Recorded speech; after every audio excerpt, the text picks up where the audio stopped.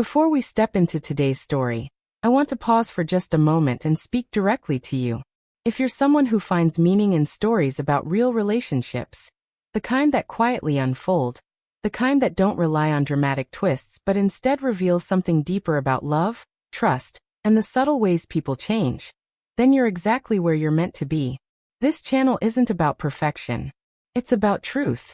It's about those small, almost invisible moments that somehow end up shaping everything. So before we begin, take a second to support the channel. Tap the subscribe button, turn on notifications, and become part of this growing space. Every like, every comment, every subscription, it all matters more than you might realize. You're not just watching stories here. You're helping them reach people who might need them. Now let's begin. Yesterday evening didn't feel like the kind of evening that would leave a mark. It didn't announce itself as important. It didn't carry any obvious signs that something meaningful was about to happen. In fact, if you had asked me earlier that day how everything would unfold, I probably would have described it with quiet confidence, because Thursday nights for my husband Ken and me have long followed a rhythm so familiar that it feels almost scripted.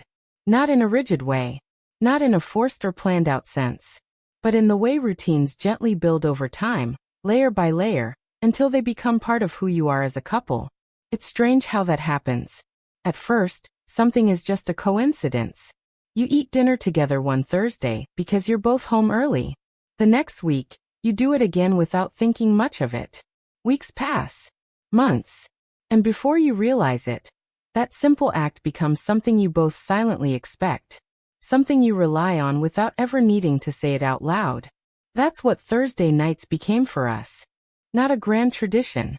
Not something you'd post about or make a big deal over. But something quieter. Something steadier. Something that felt like home. Dinner that night was simple. Comfortingly so. Roasted chicken, seasoned just enough to bring out its natural flavor. A light salad drizzled with lemon dressing that added a subtle brightness to the meal. And a bottle of wine we had been saving. Not for any particular reason, just because we both liked the idea of having something to look forward to at the end of the week. There was no rush. No distractions. Just the soft clinking of utensils, the occasional glance shared across the table, and that unspoken understanding that comes from years of sitting across from the same person. The kitchen, even after we finished eating, held on to the warmth of the evening. The scent of garlic lingered in the air, blending with rosemary and roasted herbs. It wrapped around the room like a memory that didn't want to fade just yet. The kind of smell that makes a space feel lived in. Loved. I stood by the sink, rinsing the last of the plates, while Ken moved beside me, drying them one by one. That too was part of our rhythm. He never had to help. In fact, if anything, I had told him countless times that he didn't need to. That I could handle it. That he should go relax instead. But he never listened. And I think, deep down, I was always grateful for that. Because it wasn't really about the dishes. It was about what those moments represented. Every time, without fail, he would roll up his sleeves halfway up his forearms, as if he were preparing for something far more important than cleaning plates. He would splash more water than necessary, leaving small droplets scattered across the counter, and somehow turn an ordinary chore into something that felt alive. Sometimes we talked. Sometimes we laughed about things that didn't really matter. Random moments from the day, small annoyances, passing thoughts that would have been forgotten by morning. And sometimes, we said nothing at all. But the silence between us was never uncomfortable. It wasn't empty. It was full in a way that's difficult to explain unless you've experienced it. The kind of silence that exists between two people who don't feel the need to fill every moment with words. The kind that feels steady, safe. Last night, though, something about that silence felt different. Not immediately. At first, everything seemed exactly the same. Ken hummed softly as he dried a plate. A familiar tune he had repeated so many times over the years that it had become part of the background of our lives. I never knew what it was. I wasn't even sure he did. It was just something he did without thinking. But then every so often something shifted. Just slightly. So subtly that I almost missed it. His hands would pause for a second longer than usual. His gaze would drift, not toward anything specific, but somewhere distant, as if his thoughts had momentarily pulled him away from the room. Then just as quickly, he would return. Shake it off. Continue as if nothing had happened. If you had asked me in that moment, I would have said everything was fine. Because on the surface, it was. And yet something lingered. A feeling I couldn't quite place. I didn't question it at the time. Everyone has long days. Everyone carries things they don't immediately talk about. Work had been stressful for him lately. I knew that. I had seen it in small ways. The way he checked his phone more often. The way his shoulders carried a tension that wasn't always there before. So I let it go. Or at least I tried to. When we finished in the kitchen, we moved into the next part of our evening, just like we always did. Ken grabbed 2 wine glasses from the counter, while I dimmed the lights in the living room. The space shifted instantly. The brighter overhead lights gave way to the soft glow of the lamps, casting a warm amber hue across the room. It was the kind of lighting that made everything feel calmer, slower, more intimate. We settled onto the couch, pulling a thick blanket over our legs. A small habit that had somehow become essential over time.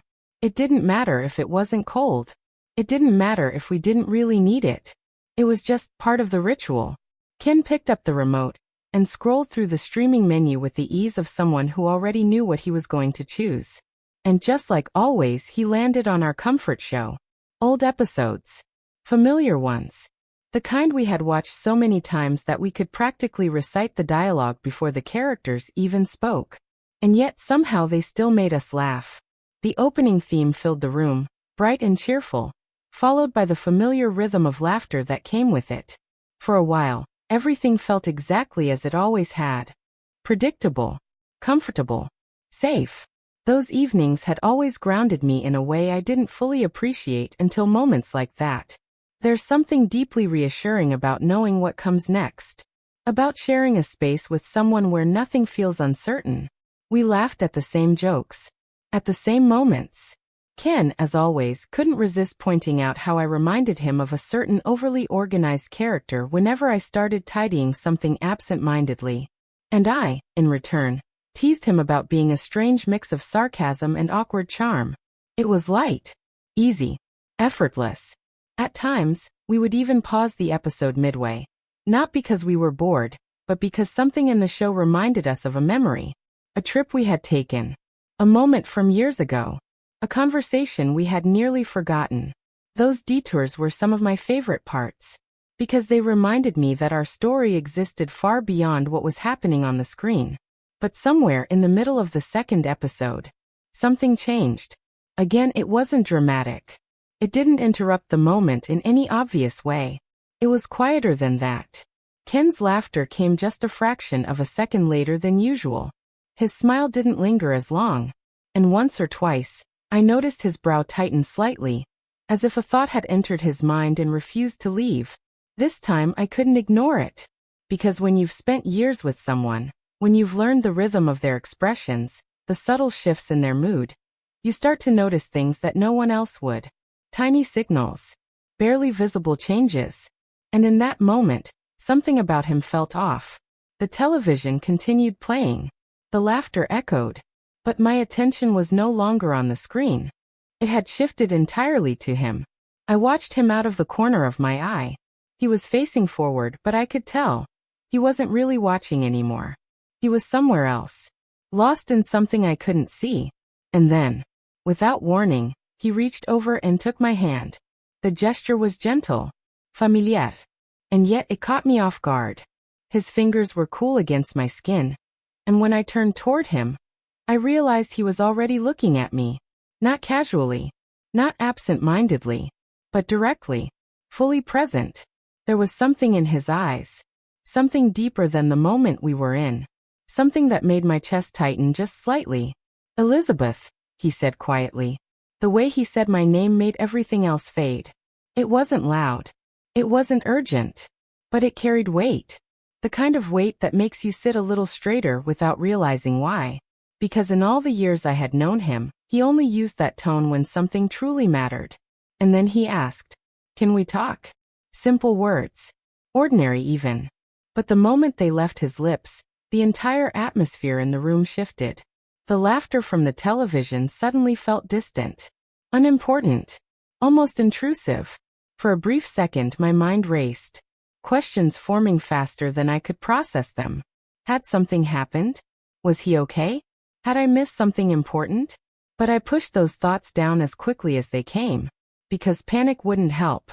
And whatever this was, I needed to hear it. Of course, I said, doing my best to keep my voice steady, even though I could already feel a quiet tension building in my chest. Ken reached for the remote and paused the show. The silence that followed was immediate, heavy in a way I hadn't expected. For a few seconds, neither of us spoke. The room felt still, almost suspended. Then he took a slow breath. "I've been thinking about us," he said carefully. The words caught me off guard, not because they sounded negative, but because they sounded important. I studied his face, trying to understand what he meant. "What do you mean?" I asked softly. He leaned forward slightly, resting his elbows on his knees, his gaze dropping to the floor as if he was choosing his next words with care. For a moment he didn't respond, and in that pause, my curiosity deepened. Then he looked back at me. "Nothing is wrong," he said quickly, almost reassuringly. "I love you more than ever." A small wave of relief moved through me, but it didn't last long, because the seriousness in his expression didn't fade. If anything, it grew stronger. And then he said something that made my heart skip in a completely different way. "That's exactly why I need to tell you something." And in that moment, without realizing it yet, I understood that this ordinary Thursday night was no longer ordinary at all.